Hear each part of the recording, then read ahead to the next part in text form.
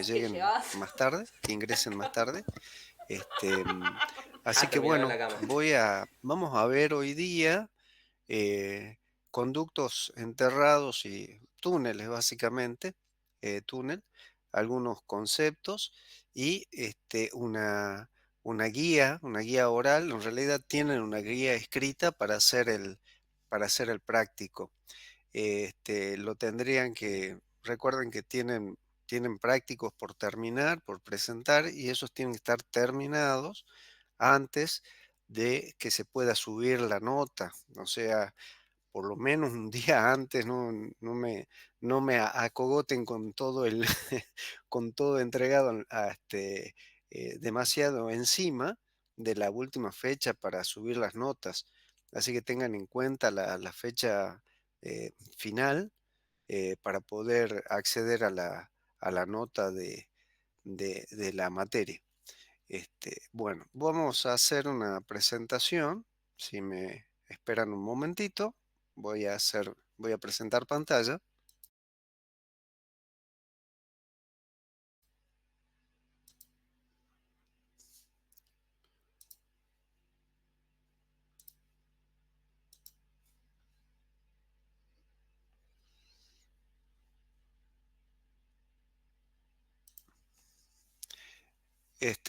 Otra cosita, cualquier duda que quieran, interrumpen la clase directamente, abren micrófono y hacen la consulta, ¿sí? No levanten mano porque no voy a estar viendo. Directamente me interrumpen, ¿entendido? Este, si alguien, por favor, me puede indicar si están viendo en la pantalla, deberían estar viendo la palabra cálculo de túneles. ¿La están observando? Bueno, perfecto. ¿Me escuchan con suficiente volumen?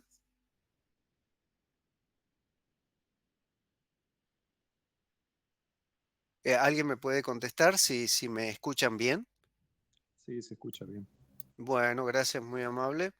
Bueno, vamos a ver simplemente metodologías, cálculo de túneles. Nos vamos a centrar en lo que son los métodos numéricos de cálculo de túneles, que es lo que actualmente se realiza. Los cálculos, el análisis y cálculo, diseño en realidad, ahí dice cálculo de túneles, es diseño y cálculo de túneles. Tenemos métodos analíticos que nos van a servir este, para estimar un anteproyecto del túnel. Un concepto previo a túnel, ¿sí? Si bien la palabra es genérica, pero vamos a referirnos a túnel como la excavación. ¿Sí? ¿Por qué? Porque no necesariamente tiene lo que se llama sostenimiento. Si nosotros hacemos una excavación en roca, no necesariamente tenemos sostenimiento. Entonces, los objetivos en el cálculo, en el diseño y cálculo de túnel, es el dimensionado del sostenimiento y revestimiento del túnel. Fíjense que dice revestimiento del túnel. Es decir, la excavación en sí ya es el túnel, ¿sí? Y completo le vamos a llamar un túnel, pero tengan en cuenta que el sostenimiento es parte de la estructura, no de la excavación en sí, normalmente. Ahora, cuando estamos hablando de suelos blandos, a medida que se va excavando, se va aplicando el sostenimiento, ¿sí? Entonces, eh, así como hemos visto que en el caso de excavaciones urbanas y en pilotes, por ejemplo, la tecnología aplicada es fundamental para determinar la manera en que se diseña y se calcula, en túneles con más razón. No es lo mismo un suelo que tiene una estabilidad determinada en el tiempo y otro que colapsa inmediatamente. Entonces, en las métodos de las curvas características vamos a ver que hay un punto en donde se debe aplicar ya el sostenimiento, ¿sí? Fíjense, comprobar dimensionado del sostenimiento y revestimiento, verificar la estabilidad de cada una de las fases constructivas. Por eso los métodos numéricos este, son esenciales.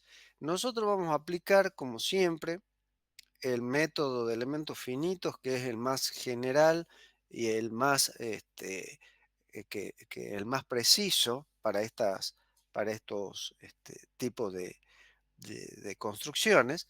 Este, Aquí dice método de los elementos de contorno o método de borde, ¿sí? No es en sí un método, sino que es el establecer los límites, en los límites del dominio, establecer cómo se vincula con el resto de Hola, ¿cómo están?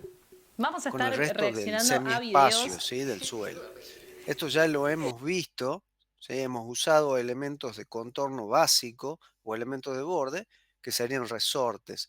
¿Podemos aplicar resortes en estos casos? Sí, pues podemos usar métodos simplificados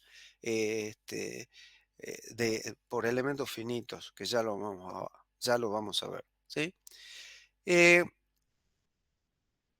para el cálculo de túneles, perdón, de tubos, por ahí es suficiente con usar una formulación elástica.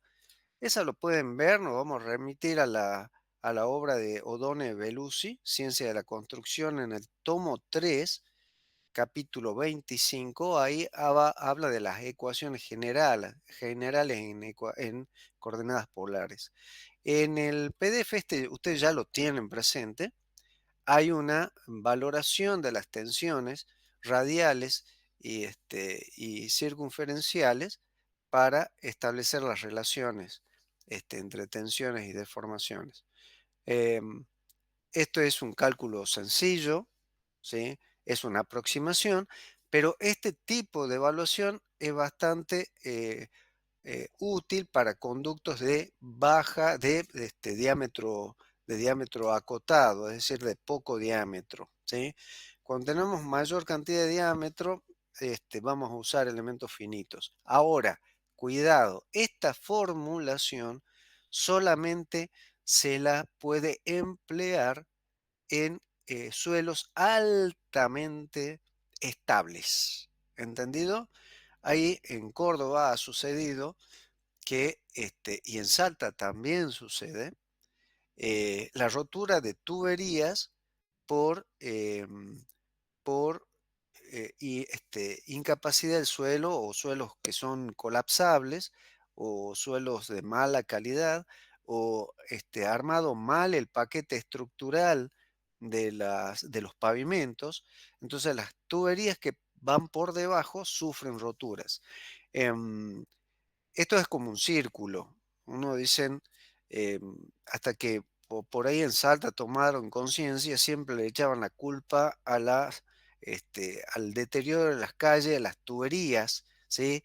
Rotas. No, las calles rompen las tuberías cuando el tránsito, perdón, rompe las tuberías cuando el paquete estructural está mal diseñado, el paquete estructural por debajo del pavimento. Entonces, en Córdoba, a pesar de todos los esfuerzos que hacían por lograr unas este, buenas bases estructurales o paquetes estructurales debajo de pavimentos, sufrían roturas hasta que hicieron análisis en laboratorio en la Universidad Nacional de Córdoba. Se encontraron con loes sumamente colapsables o colapsibles, como quieran decir la palabra. em, ya vamos a ver una figura en ese caso, como, a ver, voy a dibujarles, voy a abrir en modo de presentación simplemente para poder dibujar. ¿Recuerdan cuando teníamos este tipo de zapatas? Y en uno de los PDF aparecía la rotura del suelo, no era del tipo común, sino que eh, la base se desplazaba hacia abajo, ¿sí? Cortando el suelo, Es decir, que esta zona del suelo simplemente sería un tipo de consolidación debajo de la zapata, pero instantánea, ¿sí? No es propiamente una consolidación, sino una rotura, una falla del suelo, ¿sí? Esos son suelos altamente degradados, son normalmente loes que no tienen prácticamente resistencia. Son difíciles de- de predecir el comportamiento porque, este, mm, eh, porque dependen del cambio de humedad que tengan. Entonces, para ciertos grados de humedad, el comportamiento es óptimo del suelo, pero al variar la humedad, terminan dañándose. Em, En algunas rutas se ve ese comportamiento de suelos que aparecen después, es decir, estos suelos deben ser analizados con ensayos triaxiales, por eso los ensayos triaxiales dan muchísima información que otros ensayos no dan, ensayos edométricos más ensayos triaxiales terminan dando este, parámetros mucho más exactos del comportamiento del suelo. Se puede ver en algunas rutas eh, roturas longitudinales, o sea, fisuras del- de los pavimentos, no transversalmente, sino longitudinalmente sobre la cinta asfáltica. Son este tipo de suelo que cambia su comportamiento con el cambio de humedad. Entonces, en zonas de calor y donde hay mucha variación térmica entre el día y la noche, y por lo tanto hay variación de humedad durante el día, aparecen este comportamiento de suelos que terminan dañando seriamente el pavimento, ¿sí? Entonces eso es lo que ocurre muchas veces en las calles. Se daña el pavimento por el comportamiento eh, no estudiado completamente del tipo de suelo que se está usando o de material que se está usando en la base y subbase. Se daña el pavimento por el tránsito y termina dañando las tuberías que pueden haber debajo del pavimento. Ese problema en Córdoba se terminó solucionando con elementos finitos. Se usaron modelos constitutivos muy complejos y se determinó que el problema estaba en el suelo, no en no en la construcción en sí, sino que no había sido evaluado correctamente el suelo. Bueno, em, entonces esta es la curva este, que le estaba mostrando. Aquí hay un error. Este es simplemente copiado de un texto, ¿sí? Eh, es decir, tomada la imagen y copiada. Aquí dice deformación radial es el desplazamiento radial, ¿sí? Em, Este punto de equilibrio que están viendo aquí, fíjense que tenemos aquí, partimos del cero, veamos, vamos a intentar verlo como presentación, el problema, lo ven con suficiente tamaño, perdón, al gráfico, lo pueden distinguir o se lo ven muy pequeño, Se ve bien. se ve bien, bueno, entonces, este es el cero, ¿sí? De desplazamientos. Y aquí tenemos, esto sería la tensión en reposo, básicamente, este, de donde partimos sin excavación, ¿correcto?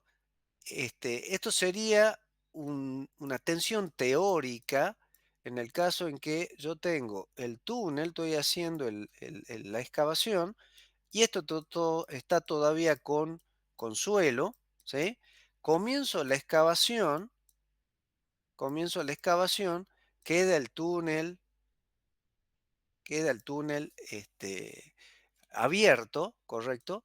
En este punto, por ejemplo, aquí en el borde teníamos una tensión sigma 0 en reposo antes de comenzar la excavación y naturalmente que las tensiones cercanas, ¿sí? Las tensiones cercanas a esa zona comienzan a disminuir, es decir, van bajando debido al agujero, ¿sí? Las tensiones horizontales, en este caso, ¿sí? En un punto por aquí cercano sería en esta dirección, por eso son las radiales, ¿entendido? Porque las tensiones lo que hacen es desviarse, ¿sí? Desviarse porque hay un agujero ahora en donde aquí la tensión naturalmente vale cero. Tenemos tensión cero en toda esa zona. Entonces se tienen que redistribuir las tensiones. Por lo tanto, en esta curva, en donde vamos analizando los puntos cercanos al, al hueco, ¿sí? A la excavación que estamos haciendo, va disminuyendo, es decir, la tensión a medida que aumentan los desplazamientos radiales, ¿sí? Alejados del, ¿sí? Tomemos un punto aquí, un punto por aquí, fuera del túnel, ¿sí?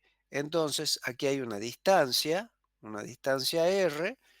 Esta tensión a medida que vamos este, excavando, se va relajando, ¿sí? La tensión radial en esa dirección va perdiendo y va aumentando el desplazamiento en ese punto, ¿sí? Es decir, este punto tiende a irse, ¿sí? A moverse hacia el centro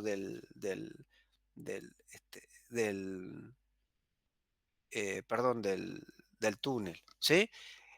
Lo mismo ocurre con un punto muy cercano aquí, ¿sí? Hay un equilibrio de tensiones y este desplazamiento, ¿sí? Naturalmente las tensiones solamente van a estar en la dirección circunferencial aquí, ¿sí? Vamos a tener tensiones y la tensión aquí en esta dirección es nula. Lo que vamos a tener sí es un desplazamiento en la dirección radial. Este punto va a tender a irse hacia el centro, ¿sí? A moverse, ¿correcto? Es decir, el túnel va a tender a ir hacia el colapso, básicamente, ¿sí? Va a haber un desplazamiento del túnel, ¿sí? Una disminución del radio inicial de excavación.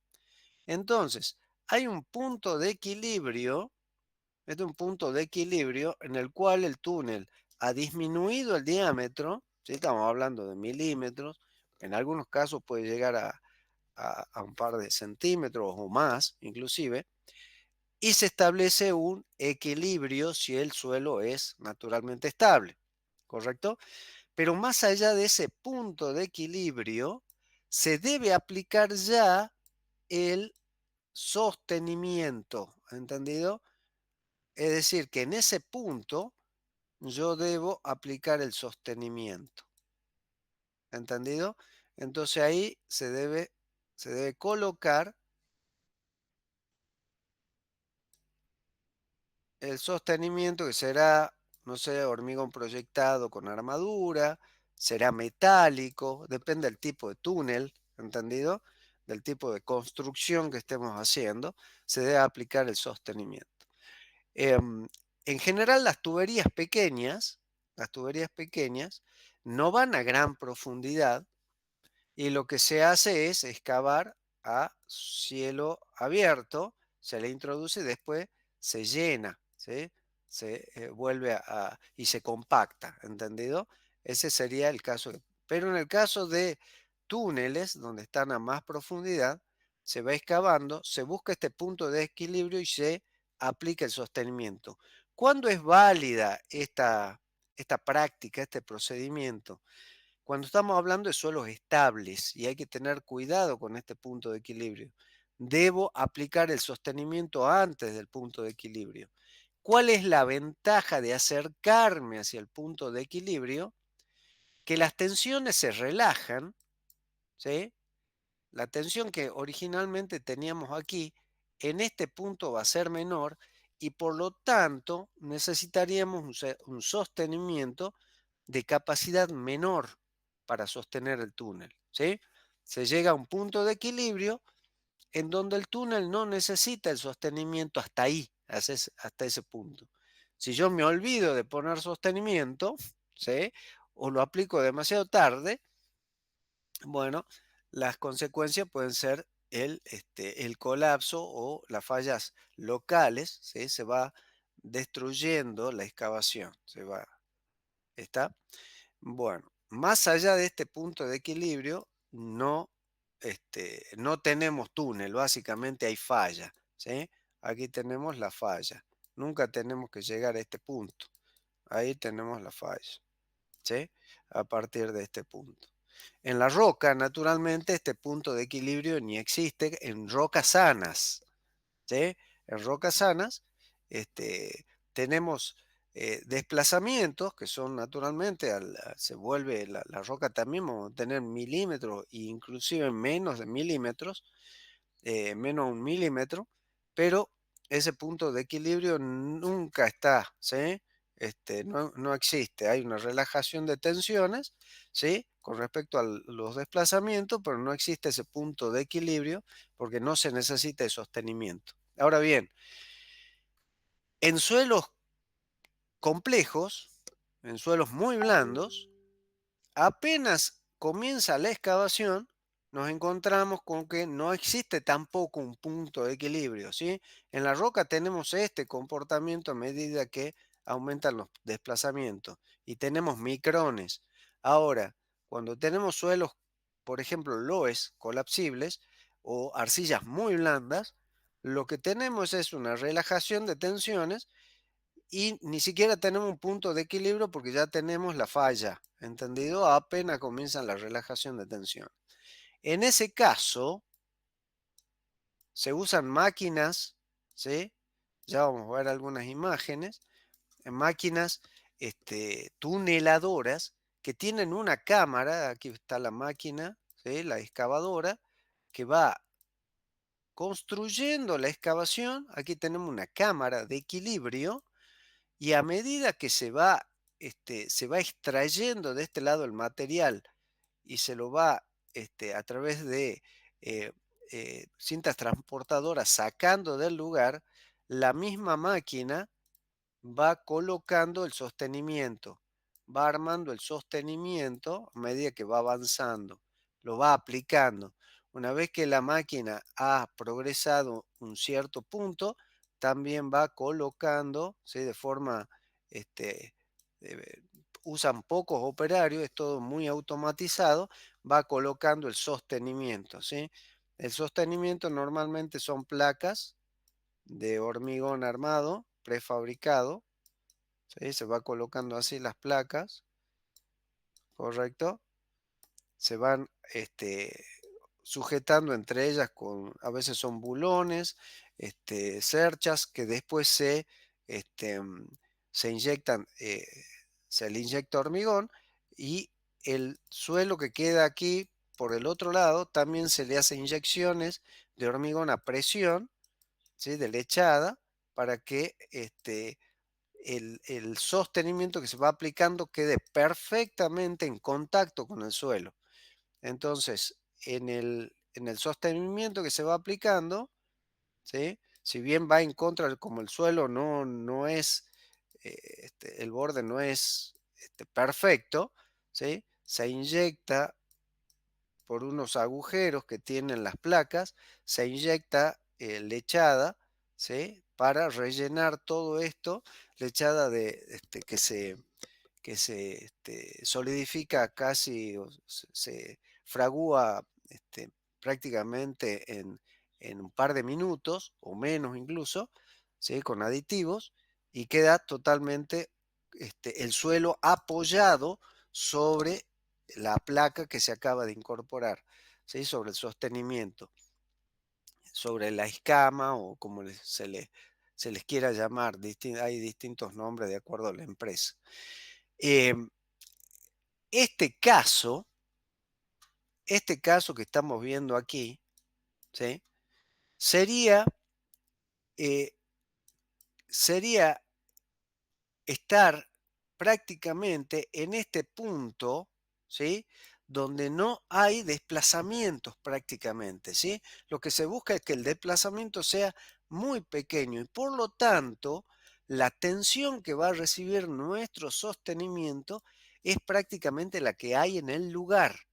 Es decir, cuando nosotros aplicamos inmediatamente el sostenimiento, tenemos la máxima tensión y por lo tanto la resistencia que necesitamos del del sostenimiento es máxima para la zona, ¿sí? En cambio, si es posible la relajación de tensiones, nuestros sostenimientos pueden salir menos armados o con menos requerimientos, ¿sí? Por supuesto, hay que hacer con cuidado esta evaluación, usar métodos numéricos para saber cuándo aplicar el sostenimiento. ¿Entendido? En resumen, en suelos estables podemos aplicar el sostenimiento posteriormente a la excavación, dejando pasar un tiempo, ¿sí? Aquí no está mostrado el tiempo, pero este cuadro en realidad es tridimensional. La otra dimensión es el tiempo, ¿sí? Que no está aquí mostrado. Pero y este tiempo, ¿sí? Para aplicar el sostenimiento se determina en ensayos triaxiales y edométricos para ver el hinchamiento del suelo. Eh, este, mm, entonces, en suelos estables se puede buscar el punto de equilibrio y aplicar antes del punto de equilibrio, ¿sí? Pero dejando relajar las tensiones. Eso nos permite obtener dimensiones del sostenimiento menores, ¿sí? Un diseño más, más relajado, menos acero, básicamente, ¿sí? Menos requerimiento de sección.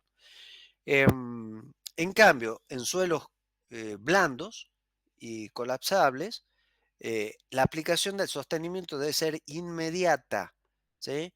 Debe ser inmediata y por lo tanto usamos tuneladoras que van aplicando inmediatamente el sostenimiento. Eh, Creo que no les mandé ningún dibujo, pero bueno, ya vamos a buscar algún dibujo. Ya les voy a mandar por WhatsApp o les voy a decir a Alejandro que le suba en el Drive algunas imágenes de tuneladoras. Em, y en roca, naturalmente, ocurre que no se necesitaría, en rocas sanas, no se necesitaría la aplicación de sostenimiento. En roca triturada, en roca dañada, ocurre lo mismo prácticamente que en suelos malos, ¿sí? Hay que aplicar el sostenimiento inmediatamente, con la ventaja en la roca, por más que sea blanda, que se puede ir usando hormigón proyectado, ¿sí? Se va colocando la armadura y se va colocando hormigón proyectado, pero no se puede dejar pasar mucho tiempo. ¿Qué puede ser mucho tiempo? A veces pueden ser horas, pueden ser un par de días o pueden ser horas. Este, por lo tanto, estos son cálculos, diseños y verificaciones que se deben ir haciendo conforme va avanzando la obra. Previamente, se hace una simulación numérica por elemento finito del avance de la obra. Bueno, ¿tienen alguna consulta con lo que dije aquí y todo el mamarracho que escribí aquí? ¿Tienen alguna duda o alguna pregunta que quieran hacer?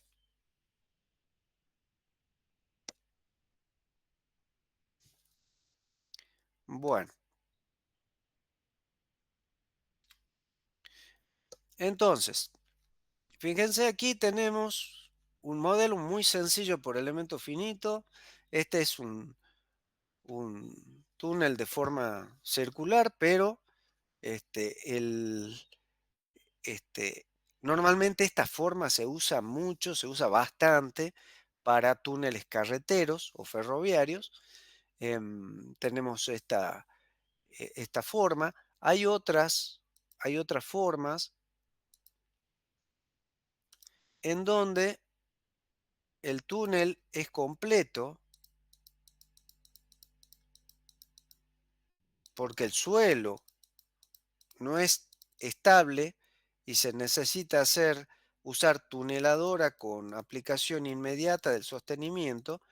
Entonces luego que se hizo, se va rellenando también esta zona, ¿sí? Se excava todo, pero luego se coloca una base y luego aquí viene el piso, ¿sí? Para el pavimento. Viene aquí la base y la subbase y la base para aplicar el sostenimiento, para aplicar el pavimento, perdón, ¿sí? Hay distintas técnicas para hacer eso, ¿correcto? Este, en este caso, simplemente está modelizado, este sería un túnel con un suelo suficientemente estable como para ir haciendo una excavación sin tuneladora. Se puede usar maquinaria, ¿sí? Maquinaria de excavación. Vienen máquinas específicas construcción de túneles sin necesidad que sea una, este, una tuneladora. Y se pueden obtener estas otras formas de túnel. Este es un modelo sencillo. Fíjense, se le llama normalmente modelo de Marston. Se evalúan las cargas verticales y horizontales, ya vamos a ver cómo se las puede evaluar. Se aplican condiciones de borde, ¿sí? Estas condiciones de borde, estos resortes que estamos viendo ahí, naturalmente solo pueden trabajar comprimidos. Por lo tanto, pueden usar line spring o resortes que solamente trabajen a compresión y simulan la respuesta del suelo a las acciones externas, ¿sí? Estas, el sostenimiento reacciona de alguna forma. Por ejemplo, si tenemos cargas verticales mayores que horizontales, este, este túnel tenderá a deformarse, a achatarse arriba, perdón, en la clave, ¿sí? Aquí estoy exagerando, ¿sí? Y a aumentar su tamaño horizontal, ¿sí? Eh, Habrá desplazamientos, estamos hablando de milímetros o menos, si estamos hablando dependerá del tipo de sostenimiento. Si es sostenimiento flexibles, por ejemplo, de chapas metálicas, eh, esto será mucho mayor, puede llegar a milímetros y centímetros inclusive, en túneles de conductos, por ejemplo, para conducción de agua, este, flexibles, ¿sí? No a presión, sino para que trabajen a presión atmosférica. Entonces son flexibles y tenemos mucho más desplazamientos en la clave que en la parte horizontal, ¿sí? Que en los laterales del túnel. eh, si es un conducto que trabaja a presión, ya un tubo, por ejemplo, puede ser un tubo de descarga para una central hidroeléctrica, puede ser un tubo de distribución de agua, un tubo principal de distribución de agua. Puede ocurrir esto cuando está sin presión el tubo, es decir, descargado, sin conducción de agua. También puede aparecer esta deformación, pero naturalmente ya estamos hablando de menos de milímetro o un milímetro, una cosa así, pero básicamente va a ocurrir esta deformación o desplazamientos, ¿sí? Que es muy parecido al diagrama de momentos. Va a dar así, momentos aquí interiores y momentos aquí exteriores. Esto es si PB es mayor que pH, ¿sí? Y en el caso que sea al revés, naturalmente esto se va a revertir, vamos a tener momentos superiores externos y momentos interiores internos. Es poco frecuente que pH sea mayor, ¿sí? Que PB. ¿Sí? Es poco frecuente, pero puede ocurrir a grandes profundidades que tenemos presiones, pueden ser presiones tectónicas, pueden ser otro tipo de presiones este, en el interior que hace que tengamos presiones horizontales mayores o la construcción del túnel en ciertas circunstancias nos lleva a que el estado final de equilibrio sean con presiones horizontales mayores. Puede ocurrir, ¿entendido? Bueno, eh, aquí ya hemos hablado del coeficiente de balasto, ¿sí? Aquí hay una valoración del coeficiente de balasto en función del módulo de elasticidad. ¿correcto? Eso es para darle valor a los resortes, el módulo de reacción del suelo en función de el coeficiente de Poisson y el radio, ¿sí? El radio medio del túnel. ¿Entendido? En el caso que esto es abierto, lo mismo tenemos un radio medio. ¿Qué es el radio medio? Aquí le vamos a llamar radio medio. Si este es el sostenimiento, este es el radio medio. ¿Sí? ¿Correcto? Entonces, bueno, esto ya lo es. Y aquí hay algunas, vean bien lo que está puesto aquí, ¿entendido? Este, Vamos a ver, aquí aparece la presión vertical simplemente como gamma por H, pero esto es para túneles o conductos que se encuentran casi superficialmente, ¿sí? Este, la presión horizontal ahí está mal, fíjense que aparece PV, esto es pH, recién veo que tiene este error, pH, ¿sí? Las cargas horizontales. Eh, en túneles en general es también un K, ¿sí? Un K es el coeficiente de empuje. En general partimos con el de reposo, ¿sí? Puede ser menor que el de reposo o en extremos, en casos extremos mayor. Pero aquí, fíjense que hay algunas recomendaciones para tomarlo. Ahora bien, nosotros cómo vamos a evaluar la presión vertical. La presión vertical la vamos a evaluar de acuerdo a una teoría que ya lleva varios años y que es muy consistente con la física y que es debido al maestro Terzaghi, ¿sí? Le vamos a llamar teoría de arqueo de suelos. Y es la disminución de la presión vertical con respecto a la profundidad y tiene que estar en relación con el ancho de excavación del túnel, ¿sí? Aquí está todo el desarrollo de la, de la teoría, ¿sí? El desarrollo matemático de la teoría del equilibrio de fuerzas, no lo vamos a ir viendo uno por uno, hasta llegar a la presión vertical. En la presión vertical también aparece no solamente el peso específico del suelo y la cohesión, ¿sí? Sino que también aparece el ángulo de fricción interna y, a ver, aquí está más completa, ¿sí? Cuando hay una carga superior, ¿sí? Fíjense que aquí en el gráfico aparece una carga superior. Esta puede ser la construcción posterior, una construcción posterior, etcétera. Si hay un túnel y yo después le voy a colocar una carga arriba, ¿sí? Una nueva, y me doy con que hay un túnel, bueno, el ingeniero debería de verificar ese túnel que fue construido antes de ponerse a construir un edificio o algo arriba del túnel, ¿sí? Debe ser verificado a ver cómo influye esta carga Q al túnel, verificar y recién, si no, habrá que hacer alguna obra geotécnica aquí para disipar la carga Q. Entonces, la tensión vertical, ¿sí? Aquí hay, bueno, algunas condiciones particulares nada más que terminan esta fórmula, pero a nosotros nos importa esta valoración para las tensiones verticales. ¿Sí? Fíjense cómo disminuye este, la tensión vertical en función de la tensión de la teoría de arqueo de suelo, ¿sí? Este sería una carga lineal, ¿sí? Y que es irreal.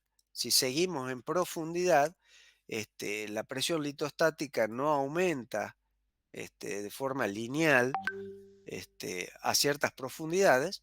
Entonces nosotros siempre vamos a aplicar la teoría de arqueo. Si la teoría de arqueo la aplicamos en esta zona, naturalmente prácticamente nos dará una respuesta cuasi lineal, ¿sí? Y luego, para ciertas profundidades, ya hay, ¿sí? La curva de tensiones vertical es asintótica a un determinado valor límite, ¿sí? Que dependerá de las condiciones del lugar. Obtenida la tensión vertical, evaluado el K, ¿sí? Que en general podemos hacerlo igual a K0, ¿sí? ¿Sí? O un porcentaje de K0, ¿entendido? Llegamos, obtenemos la presión vertical, ¿sí? Perdón, la presión horizontal. El K0, ¿correcto? Este, eh, ¿sí? Hacemos. Aquí yo le puse K0 directamente, ¿sí? Tengan cuidado. eh, en realidad nosotros podemos hacer un K que sea igual a algún factor menor a 1 o mayor a 1 en algunos casos, como habíamos visto, igual a K0, ¿sí? Así que aquí asuman que también hay algún factor multiplicando a K0, no necesariamente tiene que ser K0.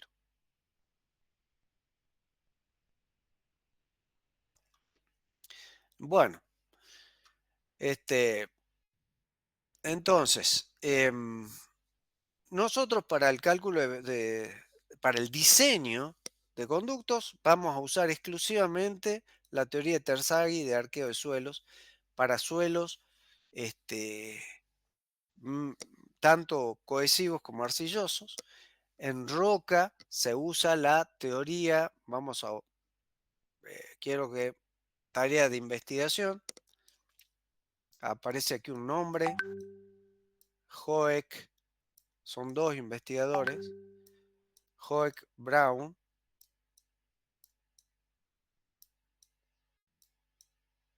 ¿sí? Anótenlo, Hoek Brown, y quiero que también cuando retornemos, ¿sí? ¿Qué es Hoek Brown y cómo se evalúa? ¿Sí? Una pequeña página, ¿sí? Simplemente escrito cuál es la formulación del modelo constitutivo de Hoek Brown y para qué tipo de suelo sirve. Es para roca, básicamente, ¿sí? Pero ahí aparece una serie de consideraciones, muy bien. Entonces, esto, tarea para la casa, ¿entendido? Este, una página, dos páginas, donde ustedes muestren, hablen del modelo constitutivo de Hoek Brown y cómo evaluarlo, ¿sí? Cómo se evalúan o evalúan los coeficientes, los parámetros de Hoek Brown.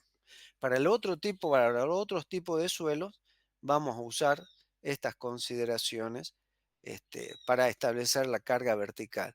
Con esa carga vertical, nosotros ingresamos a un modelo sencillo y hacemos un primer anteproyecto, ¿sí? Y luego pasamos a Praxis y hacemos todo el análisis por elementos finitos. ¿Entendido? Es decir, primero vamos a usar un modelo por elementos finitos simplificado, ¿sí? Evaluando correctamente las cargas y luego vamos a hacer la verificación final usando, este, usando Praxis.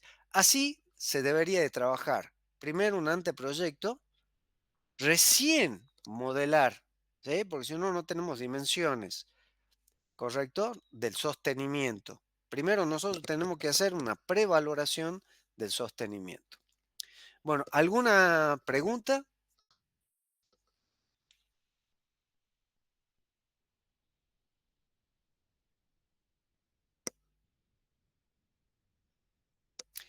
Bueno, muy bien. Vamos a hacer un pequeño descanso de 5 a 10 minutos. Sí, por favor. A ver, son las 12 menos 3 minutos. A las 12:10 nos vemos de nuevo. ¿Les parece? Bueno, profe. Bueno, muchas gracias.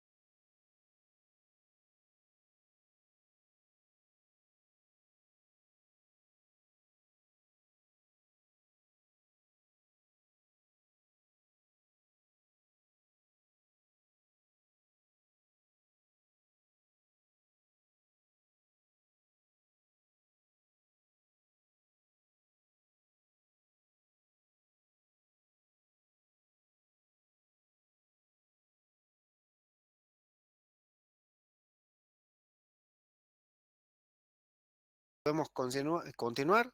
¿Hay alguien del otro lado?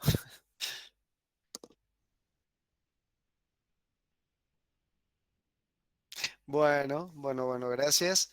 Entonces vamos a continuar. Les voy a mostrar, vamos a ver unas imágenes de una tuneladora. Si me permiten, me esperan un ratito.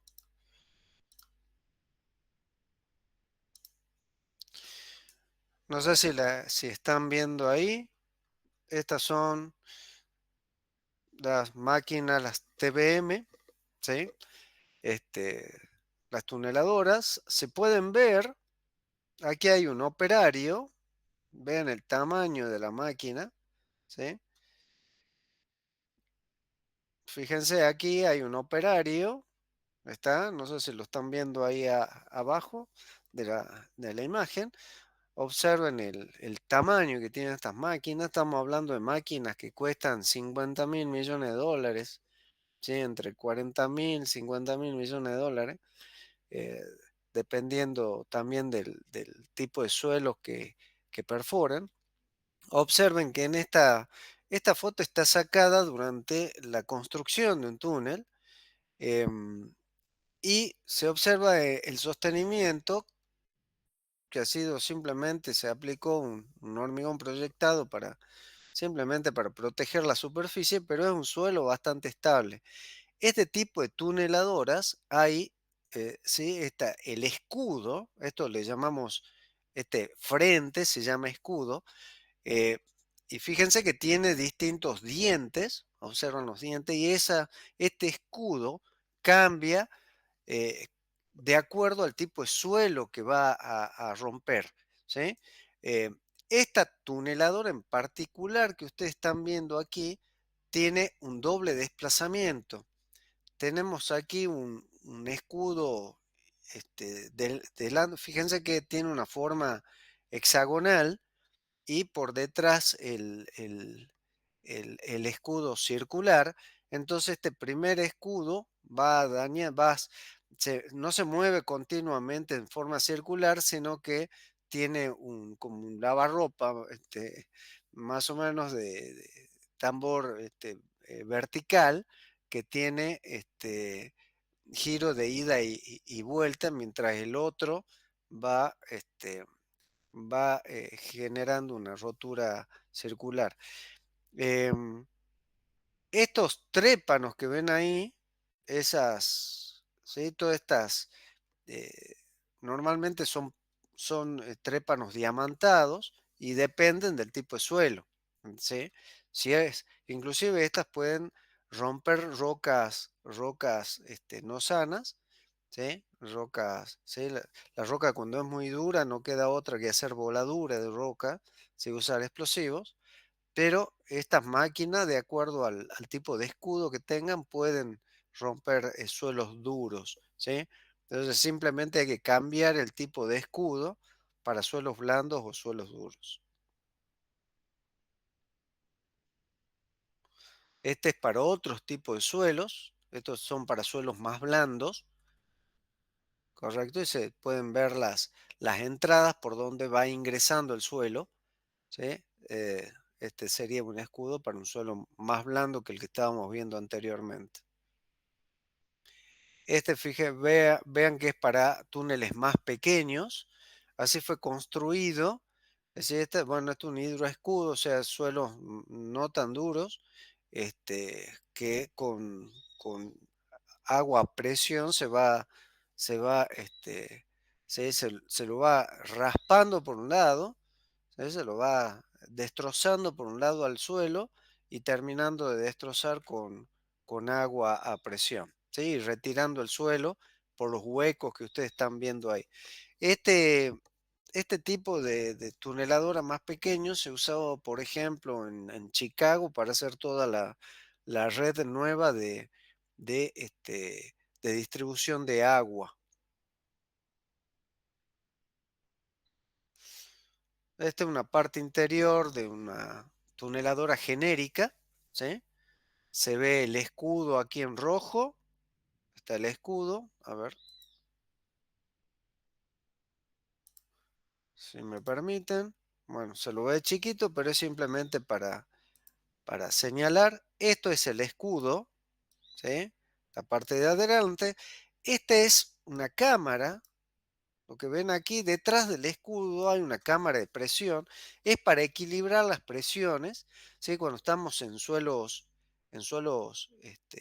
a grandes profundidades, eh, uno extrae material que está a una determinada presión, ¿sí? Y hay que equilibrar detrás del escudo, ¿sí? Detrás del escudo hay una cámara que está a la presión a la cual se encuentra la roca o el suelo en ese momento, ¿sí? Para poderlo extraer.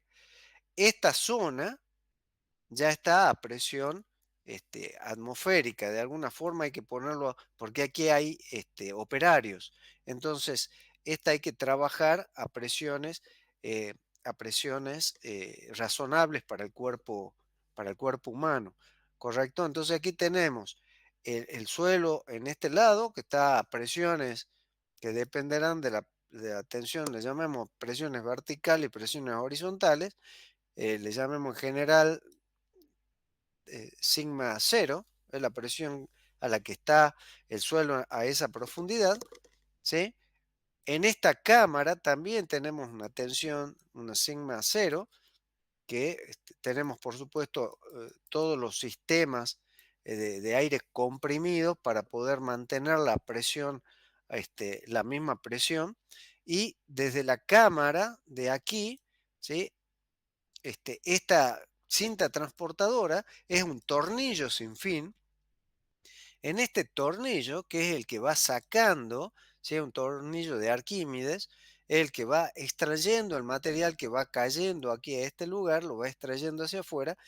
En este trayecto se efectúa el equilibrio de presiones hasta la salida, en donde se deposita el material a la presión atmosférica o cercana a la atmosférica, ¿sí?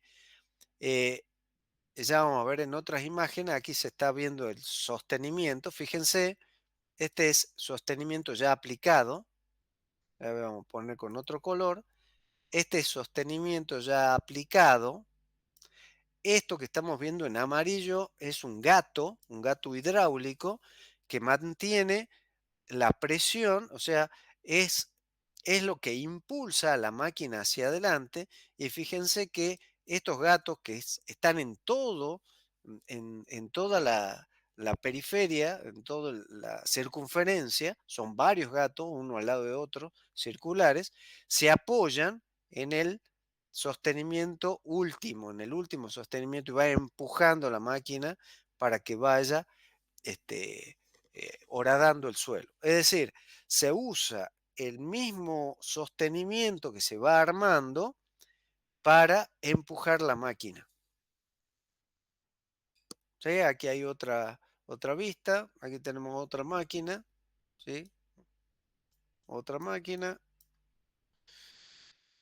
Este, y aquí un esquema del interior de la máquina con algunas de las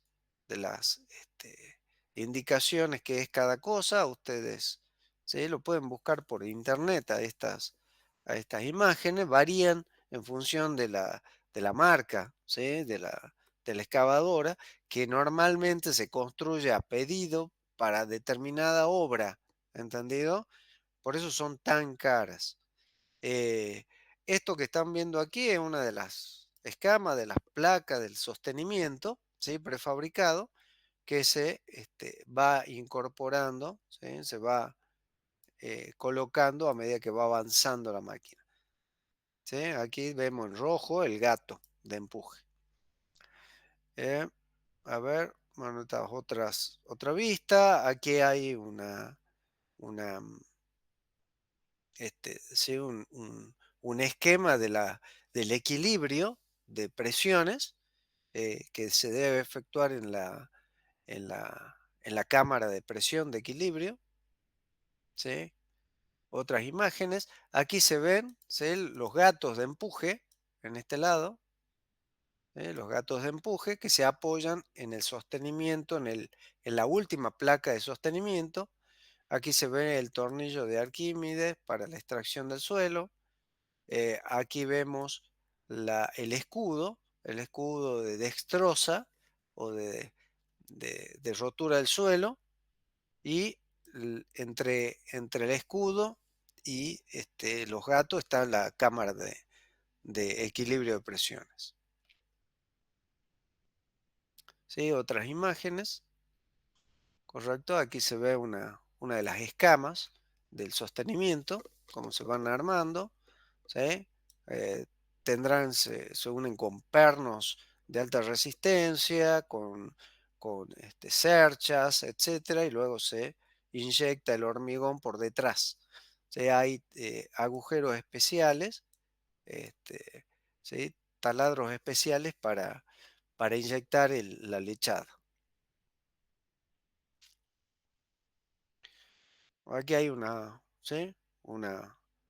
Por ejemplo, este es para subte o para líneas férreas, ¿sí? Está en un sentido y en otro sentido la dirección. Por supuesto que habrá un montón de elementos colgantes, este, extracción, extracción del aire, inyección de aire, ¿sí? De oxígeno, etcétera. Toda una serie de necesidades. Hay reglamentaciones para la construcción de túneles, eh, este, y hay que adecuarse a ellas, ¿sí? Aquí se ve un durmiente, por ejemplo, y las vías, los rieles, ¿sí? Y todo esto será base y subbase. Bueno, de este lado, este es un trabajo, ¿sí? Realizado por compañeros de ustedes, ya son ingenieros, se recibieron ya hace un tiempito, ¿sí? Y la idea fue trabajar en Plaxis, pero al final conseguir un modelo sencillo que responda a los mismos criterios, ¿sí? Entonces, este material está de consulta, yo creo que lo pueden consultar en la biblioteca, entiendo, ¿no es cierto? ¿Sí? Está todo diseñado, fíjense el trabajo que fueron haciendo sus compañeros, cómo se fue trabajando este, este material, y al final lo que tenemos estas tablas, lo que hicieron ellos es un calibrado de resortes para poder emplear, ¿sí? Para poder llevar todo ese modelo a un modelo más sencillo, por elementos finitos sencillos, y creo que usaron, no recuerdo bien, pero creo que usaron el SAP para después modelizar, ¿sí? Hicieron varios modelos para después, en vez de usar el Plaxis, usar el SAP. ¿Cuál es la idea? Usar el SAP en el anteproyecto con esos resortes calibrados para después finalmente hacer el análisis final, ¿sí? El análisis ya ejecutivo. Esto es ingeniería inversa, lo que hicieron sus compañeros. Usaron el Plaxis para calibrar resortes y obtener un modelo sencillo por elementos finitos para SAP, y con eso trabajar el anteproyecto y luego ir hacia el Plaxis. ¿Entendido? Ellos hicieron ingeniería inversa, básicamente. Así que lo pueden consultar en la biblioteca de la facultad. Fíjense, aquí tenemos un diagrama de momento, es lo que hablábamos. ¿Sí? En este caso tendríamos presiones verticales superiores a las presiones horizontales. ¿Está? ¿Sí? Estos son los diagramas de momento en el SAP, diagrama de momento en Plaxis. Por supuesto que como Plaxis no es un programa estructural, esto que obtenemos aquí es orientativo. Finalmente hay que obtener el diseño de las placas o del sostenimiento en SAP o en otro programa estructural, ¿sí? Bueno, ahí tenemos toda la gama de resultados. Vamos a ir al principio, ¿sí? A ver, epa, no está el nombre de sus compañeros. Este es un trabajo preliminar entonces. Bueno, qué macana. No, no está el nombre de sus compañeros.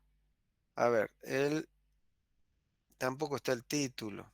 Este es la primera entrega que ellos hicieron. A ver, ya les voy a buscar el nombre del...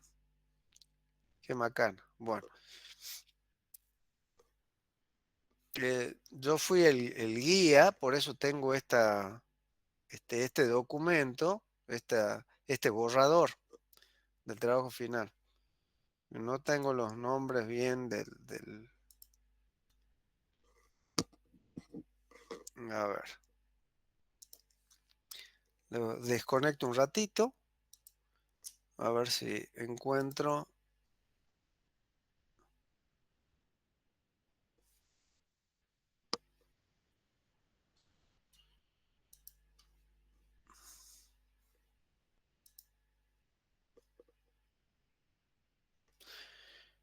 Bueno, no los tengo, ya les voy a enviar el nombre de sus compañeros. Ni siquiera está el título puesto ahí en el... Qué macana. No está el título, pero bueno, del trabajo. Bueno, ya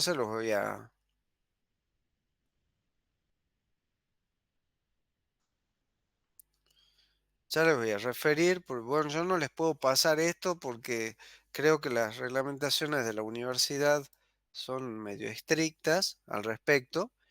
Este, de la facultad son medio estrictas con los trabajos finales de carrera. ¿Me pueden decir si ustedes en la biblioteca tienen acceso a los trabajos finales de carrera de sus compañeros, los trabajos anteriores?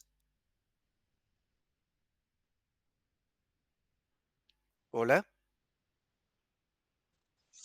Yo la verdad que no sé. ¿no saben? Bueno, porque es muy interesante el trabajo final y porque puede servir también de guía para la ejecución de un diseño y cálculo de túnel. Así que bueno.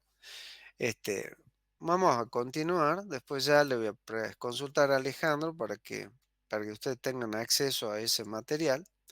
De todas formas, eh, para poder trabajar también tienen, ¿sí? Les voy a volver a presentar.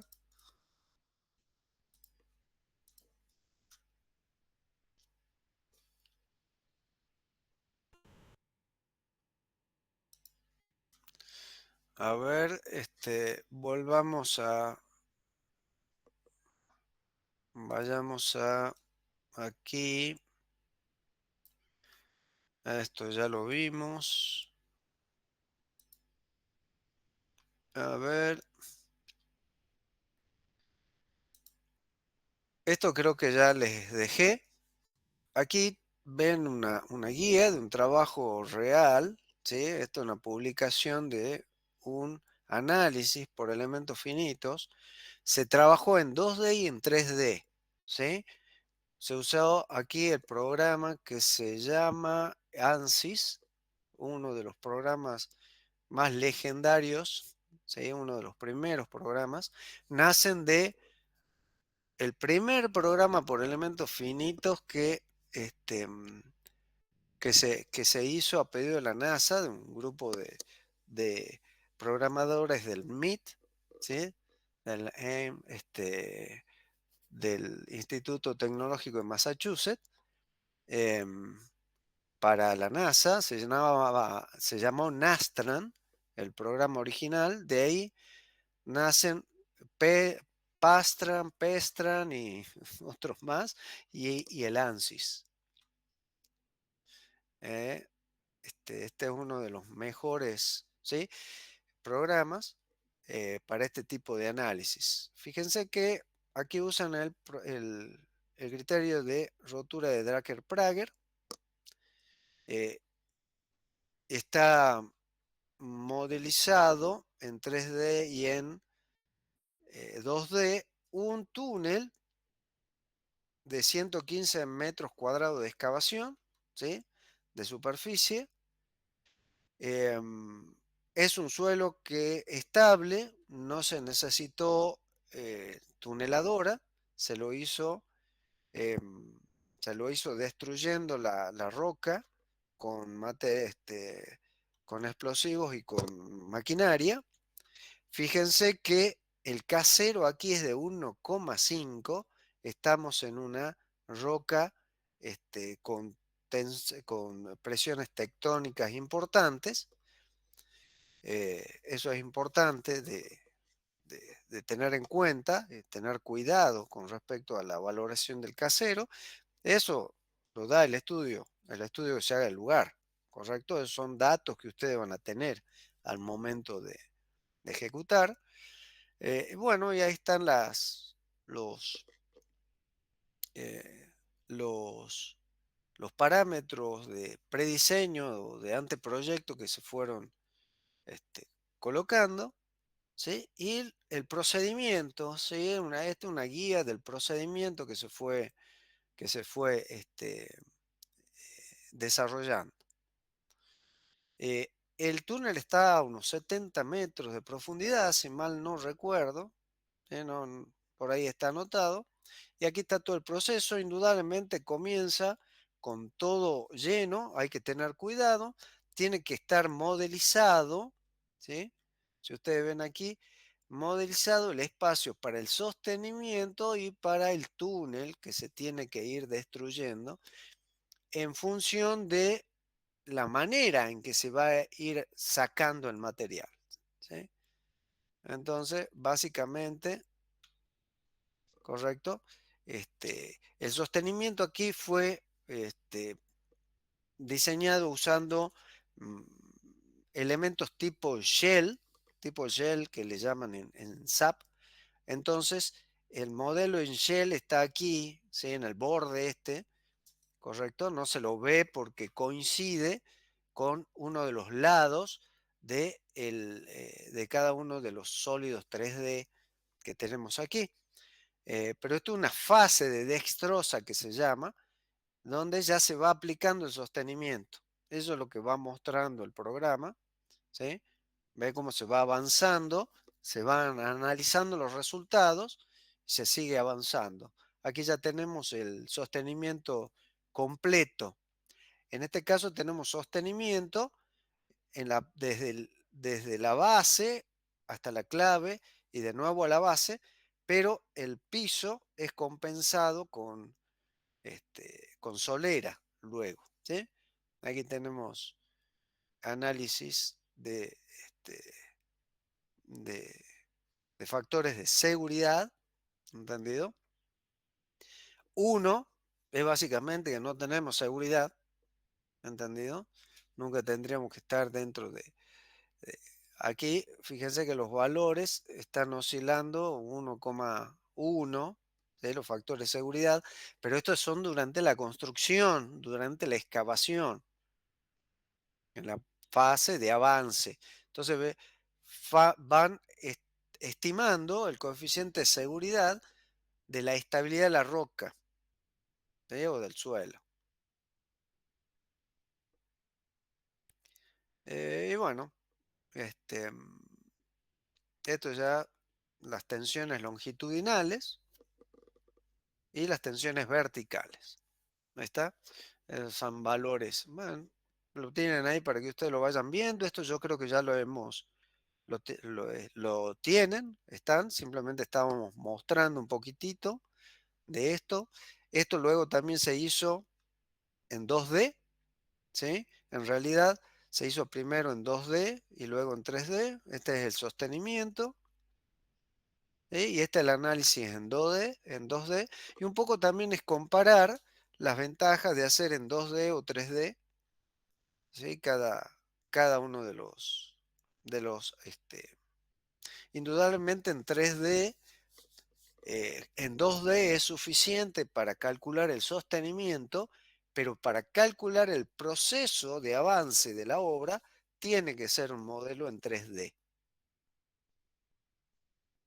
¿Sí? Bueno, este, estos son los distintos valores que fueron obteniendo los... este, aquí tenemos el trabajo práctico de túnel que ustedes van a tener que desarrollar. No es este en realidad. Lo tienen...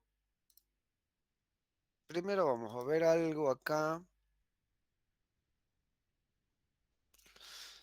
A ver. mm,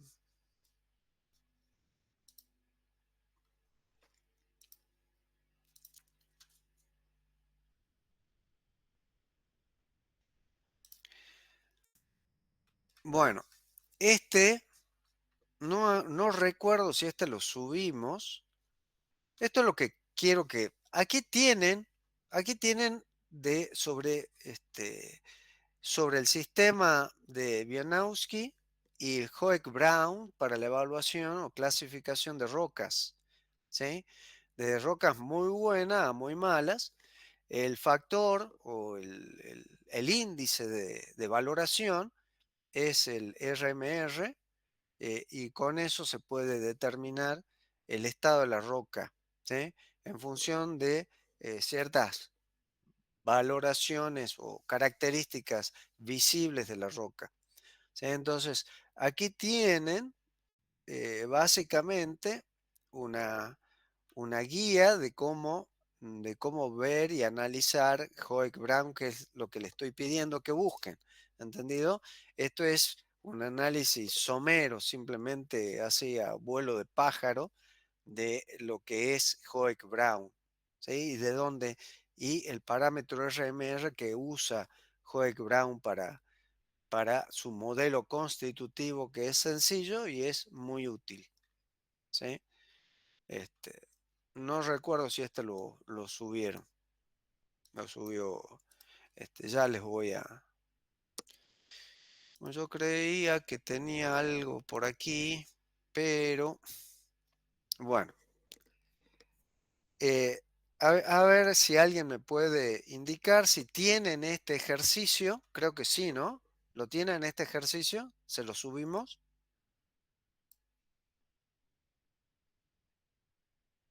Hola. Eh, Em, Creo que no. En el drive de Alejandro, sí, creo que exactamente. no. ¿No? Pero en Pero el WhatsApp, los eh, últimos. a ver, Para no estárselo subiendo nuevamente. Fíjense en WhatsApp qué es lo que tienen. Le subió Lautaro, me parece. ¿es eso que yo le había mandado? Sí, ahí no Bueno, está entonces el ejercicio. eran unas carpetas de fundaciones lo que yo tenía. Bueno.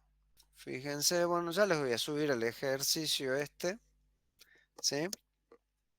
Entonces, este es un ejemplo y ustedes lo van a tener que reproducir directamente en Plaxis, ¿sí? Esa es la idea. Este, ahí está la resolución. No necesariamente tienen que sacar los mismos resultados. Tampoco quiero que hagan una comparación. Simplemente quiero que veamos a ver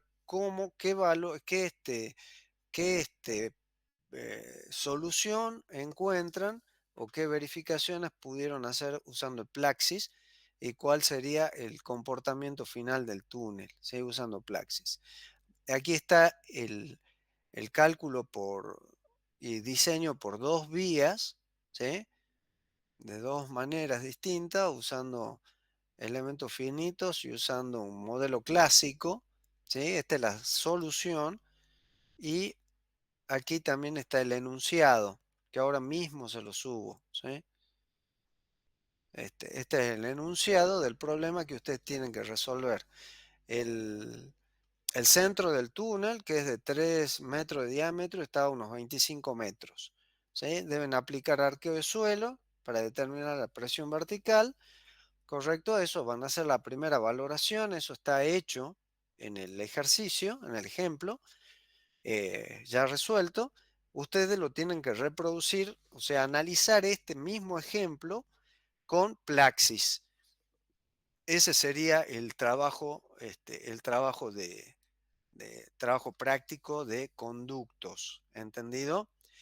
El otro trabajo que queda pendiente es el de excavación, que ustedes están colocando los muros de hormigón armado, eh, que hay que colocarles después anclaje y sacar conclusiones, ¿sí? Este, para, para presentar finalmente. Lamentablemente no podemos dar una clase de Plaxis. eh, Pueden obtener fácilmente tutoriales de cómo colocar anclajes, ¿sí? Cómo modelizar los anclajes para Plaxis. Eh, la recomendación es, recuerden, trazar la línea de falla, ¿sí?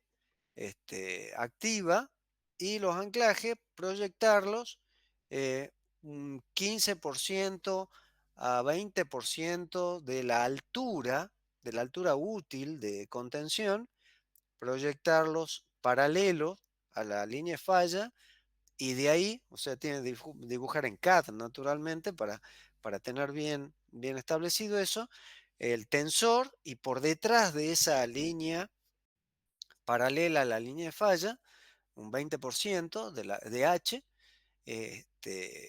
recién colocar el bulbo del tensor, ¿sí?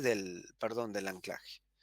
Este, no sé, proyecten un bulbo inicial de, no sé, de 20, 25 centímetros, 30 centímetros, 25 centímetros de diámetro, y una longitud de 10 metros, por decir algo, o de 7 metros, y vean cómo funciona la respuesta de ese anclaje. ¿Cuándo deben terminar? Tienen el pilotes para concluir, tienen el de muros de contención, este, sí, el de excavación, de muro de contención, y este de túnel. Es medio largo, ¿no? Pero la sugerencia es trabajar todo con métodos numéricos, usando Plaxis. Por favor, van consultando por WhatsApp, y en todo caso podemos hacer una clase virtual donde hagan las consultas de cómo van avanzando. Pero recuerden que todos estos prácticos tendrían que estar listos, tendrían que estar finalizados antes de la entrega de las notas, ¿correcto? El segundo parcial lo estamos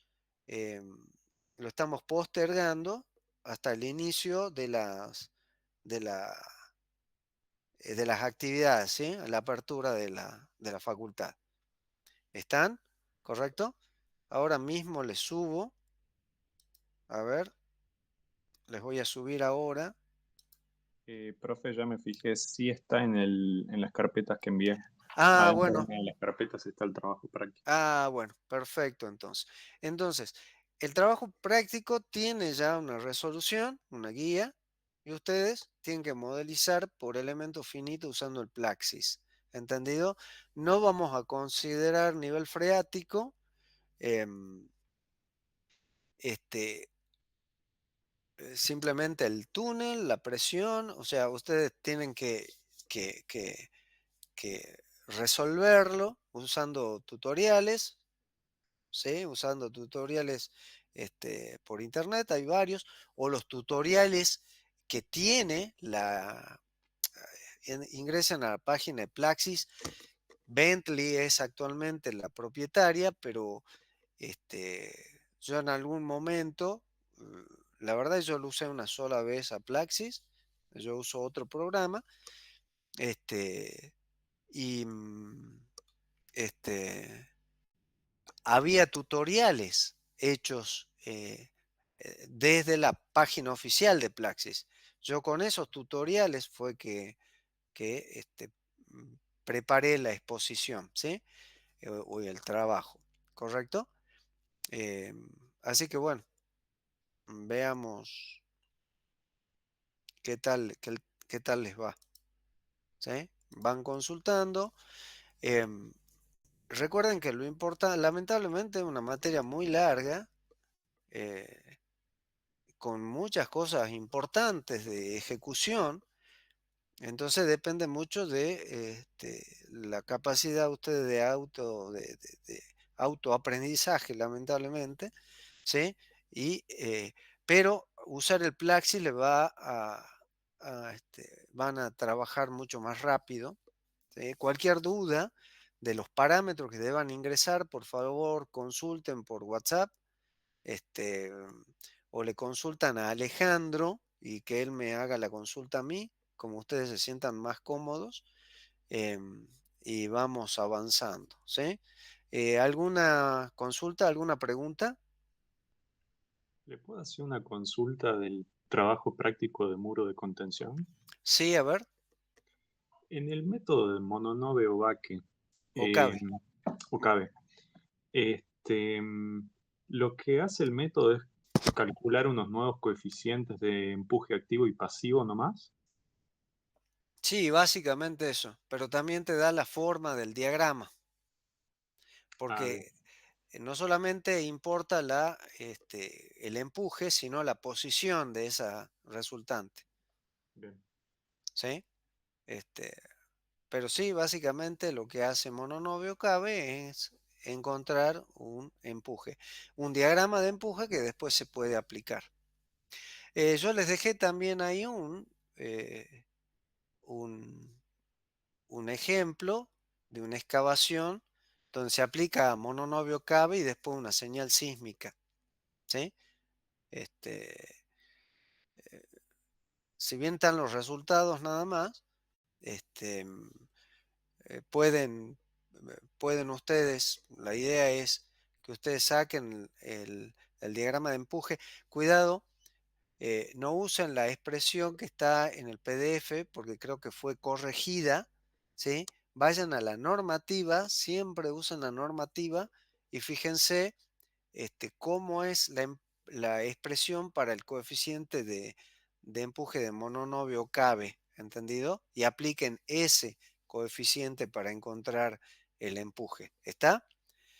Este, entonces, en el muro de contención vamos a aplicar mononovio cabe. ¿Está? ¿Correcto?